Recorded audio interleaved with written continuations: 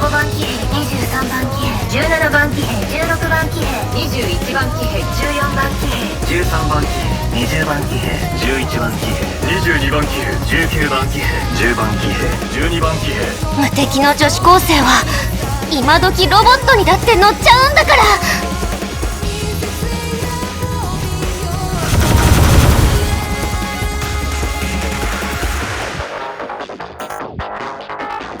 I'd like to recommend what I think is the best visual novel ever. All its greatest touches lie deep within its core story. Here's the moment it cracked me open. Chapter 2 Mission 10, music, comeback, writing, all three peak in the same 30 seconds. And I just stopped. Put the controller down, sat in the dark thinking, this might be one of the greatest single levels I ever played in anything ever. So I looked up the score. IGN gave it an 8. An 8. This is the same outlet that once got caught lifting an entire Dead Cells review almost word for word of no YouTuber with 11,000 subs.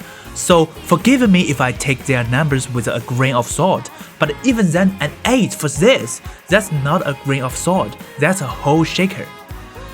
This isn't an A. It's not anywhere close, and that's exactly why, for the first time ever, I'm breaking my rule for a single game. That's called 13 Sentinels Aegis Rim. Let me show you why. So what is it? Because it's not quite like anything you played. 3 modes. Remembrance is a story, the adventure side, destruction is a combat, giant mechs versus kaiju, and analysis is a huge archive that quietly ties it all together and helps you figure out what the hell is going on. You will spend most of your time in Remembrance, following 13 teenage protagonists, and here's the clever part, none of them is a main character, they all are 13 perspectives circling the same events from different angles at a different point in time. That's what hooks me, the constant switching, you jumped between these 13 kids, watch their everyday lives, their awkward little romances, their fears, and slowly you realize every story is secretly connected. Ever seen Rashomon, one event retold by different people, and the choose keeps shifting depending on who holding the camera? This is that. Crank to 13, the same moments keep coming back, but each new perspective quietly rewrites what you thought you just saw. You are not watching a story unfold, you are reassembling one. It's a giant jigsaw puzzle. Every chapter hands you a few pieces and you fall into this loop. Oh, okay, I get it now.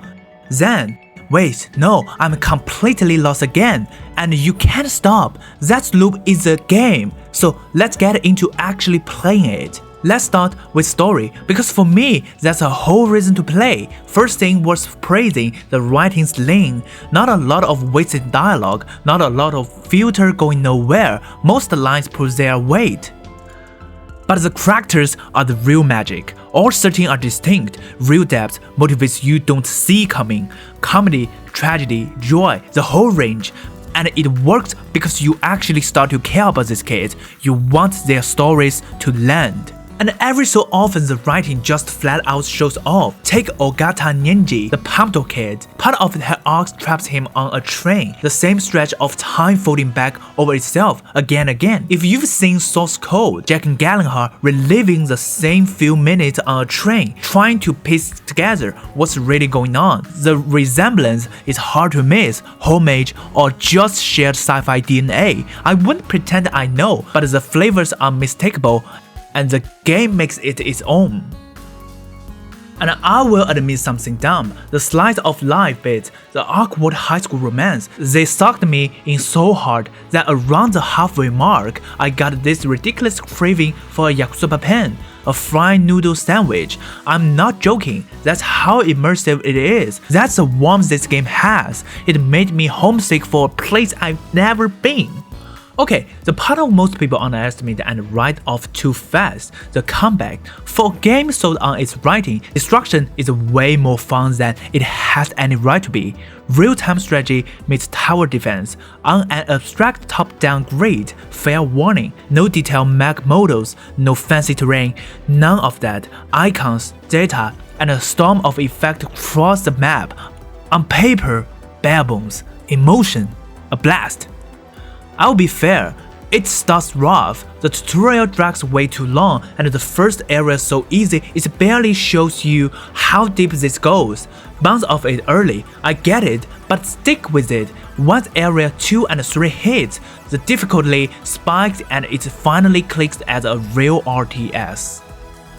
But the real depth is in how you build your squad. The 13 Sentinels comes in 4 generations, it's fighting completely differently. First gen are melee bruisers. They charge the swamp and tear the big threads apart up close. Second gen are slow, versatile units that hang back and lock down the map with turrets. Third gen are long-range artillery. They delete whole waves from across the screen before anything gets near you. And the first gen fly, fragile but fast. The one you can scrub into plug a hole the second things go wrong. So how you mix them changed everything. Go all in on speed and melee rushing threats before they reach your terminals, or dig in a 1 defense, turrets and heavy fire holding the line, or my favorite, run a mess of both and improvise, reading whatever the fight throws at you. And here's what got me. You are not deploying generations, you are deploying people. You've spent hours inside this kid's head, their fears, their crushes, the things they are running from. So sending one into a fight doesn't feel like moving a unit, it feels like putting someone you love in danger. That's a trick. The combat isn't where you fall for this game. The story already did that. The combat just makes you pay for it. So after all that, the puzzle, romance, the mech, and the yakisoba pen, how does it add up? Let me break it down. I don't think you can crush a game like this into one number. That's exactly what A does, so no average. I will tell you where it soars, where it stumbles, and let you decide. The easy ones first. Aesthetics. 20 out of 20, some of the most beautiful 2D the media has ever produced. The background, the animation, the way a single blush carries a whole emotion, and a score that earns every swell. I'm not going to justify a perfect score, just look at it. Innovation, 10 of 10. Plenty of games juggle multiple protagonists, almost none dare to show the same event through 13 perspectives, scattered out of order, every thread quietly crashing into the others, and keep it followable the whole way. Nobody else doing this. Subjective, 10 of 10. I just love it. It lived in my head for weeks. Moving on before I'm embarrassing myself. Now, the ones that take some explaining. Gameplay, 23 out of 25. A genuinely fun combat system, real build variety, real tension on higher difficulties. I'm docking 2 points, and only 2, because there isn't enough of it. The map stays small, the scope stays modest, the foundation's brilliant, there's just not enough of it. Philosophy, 9 out of 10. Underneath the spectacle, it reaches for something real, memory, identity, free will. What it means to fight for a world you don't fully understand. It stops just short of truly profound, but it reaches, and most of the time, it lands. Content, 8 of 10. Dozens of hours of story, a full combat campaign with bonus stage, an archive deep enough to rebuild every character's timeline after the credits. The one thing holding it back, the combat runs lighter than the story is supposed to, and you feel that imbalance by the end. And then, the one that caused it. Completeness, 10 of 15. Here's the honest knock, the ambition is enormous, 13 arcs, 13 timelines, and near the end, you feel a few of them straining to keep up. Nothing breaks, it's coherent, totally payable start to finish, but the reach occasionally outruns the grip, playing it.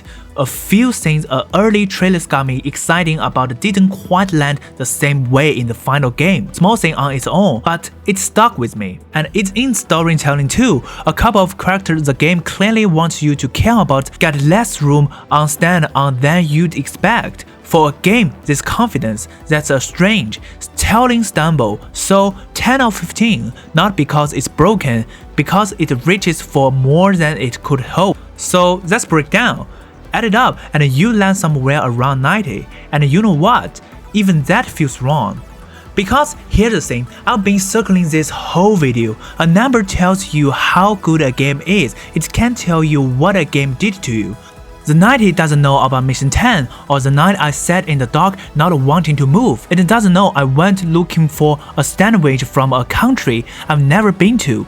It doesn't know that for 3 weeks, this was the last thing I thought about before I fell asleep. That's why I don't review games, because stuff that matters never fits in the box. But I broke that rule for this one, so let me break that all the way. If you're being on the fence, if a slow first hour scared you off, if some 8 out of 10 told you it was just fine, I'm telling you it isn't. Push past the tutorial, give it a 6 hour it asked for, and then come and find me in the comments and tell me I was wrong. I don't think you will. That's 13 Sentinels Aegis Rim. Thanks for trusting me on this one. I will see you in the next video.